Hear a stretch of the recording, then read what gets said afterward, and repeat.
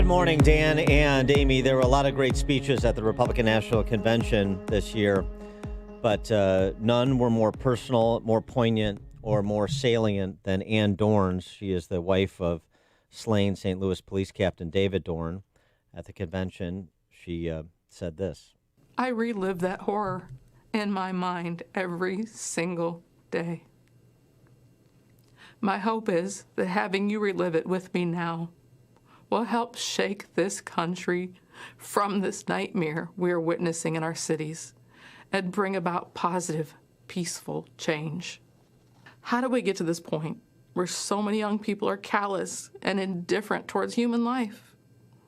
This isn't a video game where you can commit mayhem and then just hit reset and bring all the characters back to life. David is never coming back to me. He was murdered by people who didn't know and just didn't care. He would have done anything to help them. Violence and destruction are not legitimate forms of protest.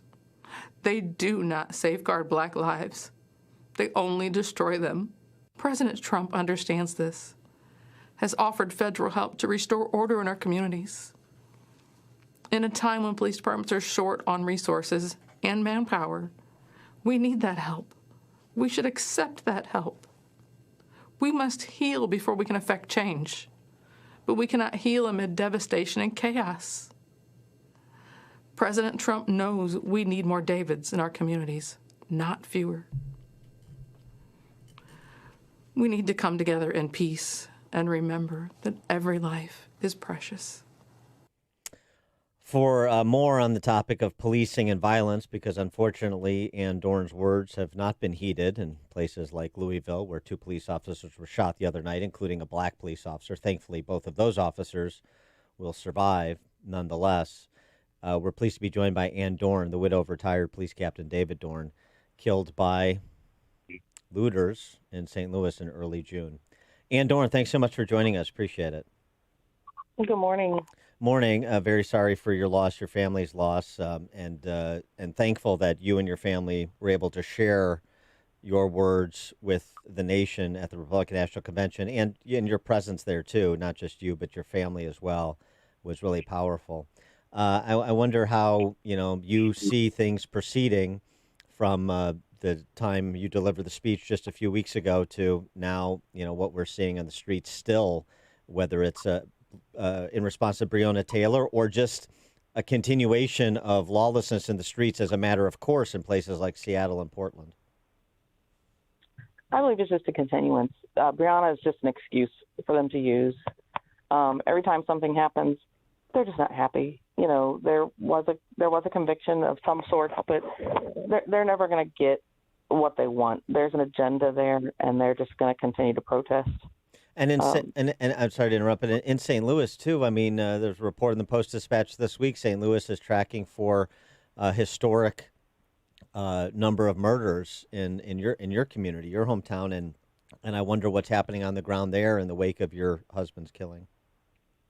Yeah, unfortunately, we've just hit 200 homicides as of yesterday.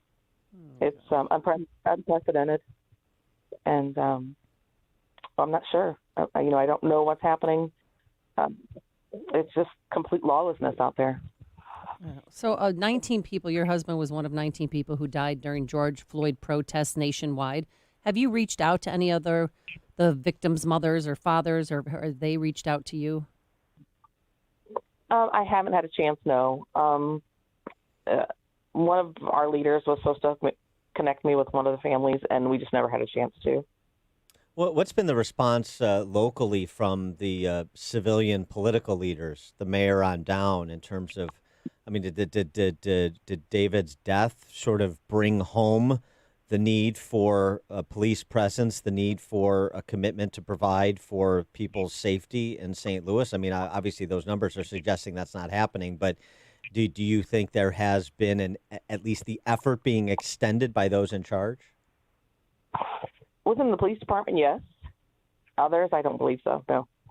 And what do they say? What's the response? What's that interaction? I mean, we see it in Chicago and you see it around the country, but in St. Louis, is there something particular that strikes you? I'm not having any interactions with them at all. That's what's kind of funny, or not funny at all. That I've not had any interactions with any of them except for within the police department, just because I am employed there. So, other than that, I don't know. They each trying to come up with some kind of solution, but they're not really explaining their solutions to anybody. Yeah. So nobody understands what they're trying to do. How long have you worked at the St. Louis Police Department, and what do you do? I am a police sergeant. I've been there for 27 years. Wow. And what's been the reaction to your husband's murder from your colleagues and your boss? Oh, they're just devastated. David was a leader within our agency. He was a mentor to so many.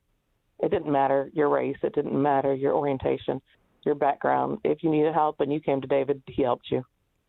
So he touched so many lives within our agency. And even ones that didn't know him still knew who he was, the legend that he was. So they're devastated. A piece of our family has been removed. And not just my personal family, the whole department's family. Yeah. And I know that he retired, and when your husband's a St. Louis police captain out on the street, you worry, is he going to come home at night? But then he retires and is helping protect and guard a friend's pawn shop. Did you ever in a million years imagine what would transpire? Never. He's retired. This wasn't supposed to happen. We're supposed to be, enjoying retirement. So, no, I never, 20 years ago, yeah, it was a possibility, but now, no, never. As a law enforcement officer yourself, more than 3,500 arrests have been made, about 815 of them federal under Operation Legend, which includes St. Louis. 200 of the total arrests involve homicide cases. And of the 815 federal prosecutions, more than 440 charge firearm crimes, 300 involve drug crimes. Has the federal support through Operation Legend, has that been something that at least has helped, even if on the margins in St. Louis? I believe so. I mean, it's taking some of those violent people off the street right now.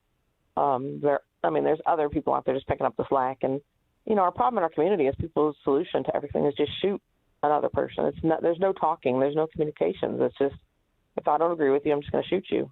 Mm-hmm. Yeah. We have to see where we got to that point. Why can't someone have their own personal opinion and it not resort to violence? I know President Trump has reached out to you. What do you take away from him as a leader of this nation? He's set up like most everyone else in our communities. He's like me. Enough is enough. We have to stop. We have to stop this violence. The silent majority has to stand up and take back our communities, and that's what I'm getting from him as well. He's not a silent majority at all, but he's trying to appease to the everyday American who's held up in their house because they're afraid to go out, whether it be the violence or something else. But he's trying, and he's getting pushback from every direction, when he tries to do something. Has Joe Biden reached out to you at all, or Kamala Harris? Never, no. How do you receive the treatments you see, and maybe you've received, police officers, particularly all police officers, but particularly black officers, getting from those who are protesting and rioting and engaged in violence?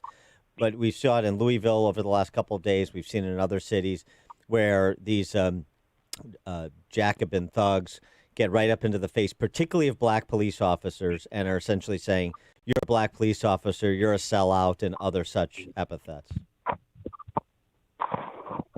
It's so unfortunate that they just can't talk to someone just because, like I said, it's a difference of opinion, or, these officers choose a career and there's a reason behind it. It's a lifelong dream of theirs, or it's just a mission. It's some conviction in their heart that they have to do. And for people to judge them just because of the uniform they're wearing is so unfair. you know, a lot of the officers support the injustices happening out there. I mean, we don't support the injustice, but we support the fact that we understand there are injustices out there, and that, yes, you know, there are bad policemen, just like there's bad doctors and bad lawyers and bad teachers, you know, and they need to be weeded out. You know, there's one, you know, in 1,000 out there that may be bad, and it will help weed them out. You know, there's not that silence anymore. If we see something, we speak up if somebody's doing something we know is doing wrong. Are you actively campaigning for President Trump? No, I'm not campaigning for anyone. Okay.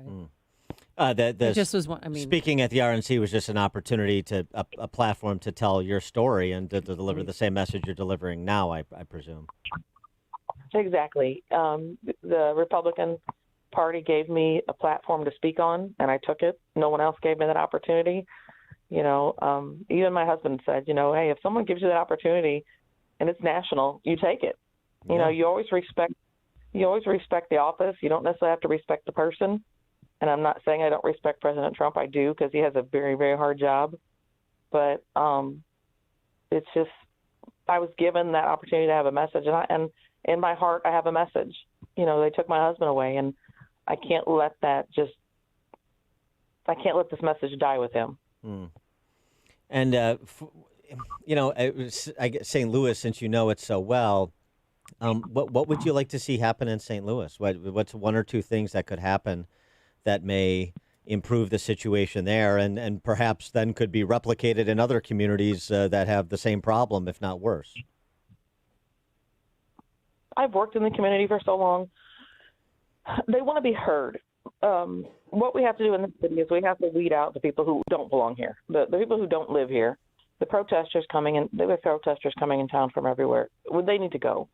We need to sit down with our citizens and talk. And if it's the politicians, if it's me sitting down and talking to them, and just they have to be heard. What are their complaints, and what are their issues, and let's see what we can do to address them together. Or is it just their opinion and we agree to disagree, and they understand that? Just some people just want to be heard, but destroying a city and burning down things and attacking people is not the way to do it. You're not going to be heard. People are just going to turn you off. Now, the thug, soulless person who killed your husband, are you going to be attending any of his court proceedings? Oh, I'll be at every one of them. Yes.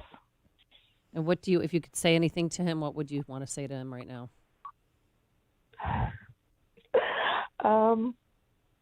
You took a great man away. He would have helped you. You know, it wasn't worth it over a stolen TV, a used stolen TV.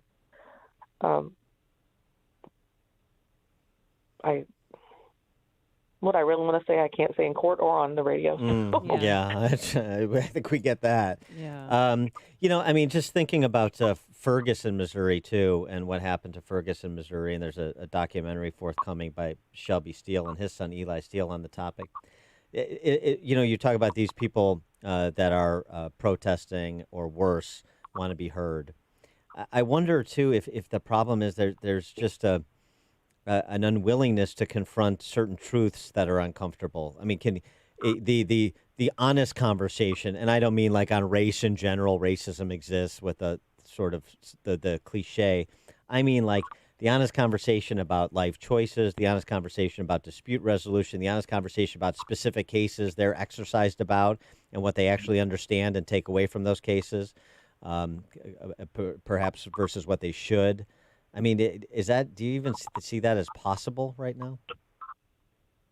No, they're listening to an agenda from someone else right now. They're being baited, and they don't want to hear the truth.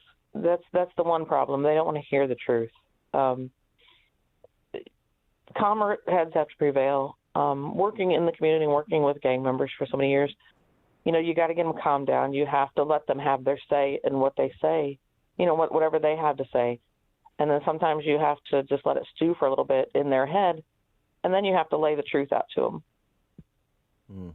They may understand it, they may not. But when you have a mob mentality, or you having the news continually feed false narratives to them, they're not going to believe anything else that comes to them right now.